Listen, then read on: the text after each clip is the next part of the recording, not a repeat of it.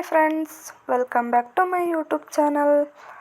ಇವತ್ತು ಮಾವಿನ ಹಣ್ಣಿನಿಂದ ಸೀಕರಣೆ ಯಾವ ರೀತಿ ಮಾಡೋದು ಅಂತ ನೋಡೋಣ. ಮೊದಲನೇದಾಗಿ ಒಂದು 5 ಮಾವಿನ ಹಣ್ಣನ್ನು ನಾನು ಚೆನ್ನಾಗಿ ತೊಳ್ಕೊಂಡು ಪ್ಲೇಟಲ್ಲಿ ಇಟ್ಕೊಂಡಿದ್ದೀನಿ. ಈ ಥರ ಕಟ್ ಮಾಡ್ಕೋಬೇಕು. ಈಗ ಕ್ಯೂಬ್ಸ್ಗಳಾಗಿ ಕಟ್ ಮಾಡ್ಕೋಬೇಕು. ಕಟ್ ಮಾಡಿಕೊಂಡು ಒಂದು ಪಾತ್ರೆಯಲ್ಲಿ ಹಾಕೋಬೇಕು. ಪ್ಲೀಸ್ ನನ್ನ ಚಾನಲ್ನ ಸಬ್ಸ್ಕ್ರೈಬ್ ಮಾಡಿ, ಪಕ್ಕದಲ್ಲೇ ಇರೋ ಬೆಲ್ಲೈಕನ್ನ ಕ್ಲಿಕ್ ಮಾಡಿ, ನನಗೂ ಸಪೋರ್ಟ್ ಮಾಡಿ. ನೋಡಿ, ಈ ಥರ ಕಟ್ ಮಾಡ್ಕೋಬೇಕು. ಎಲ್ಲ ಮಾವಿನ ಹಣ್ಣನ್ನು ಈ ಥರ ಕಟ್ ಮಾಡ್ಕೋಬೇಕು.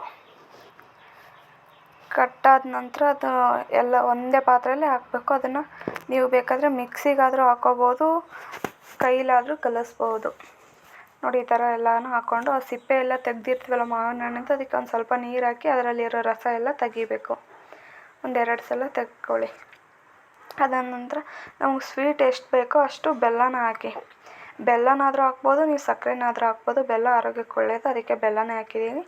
ಅದಕ್ಕೊಂದು ಅರ್ಧ ಸ್ಪೂನು ಉಪ್ಪು ಹಾಕಿ ಚೆನ್ನಾಗಿ ಮಿಕ್ಸ್ ಮಾಡಿ.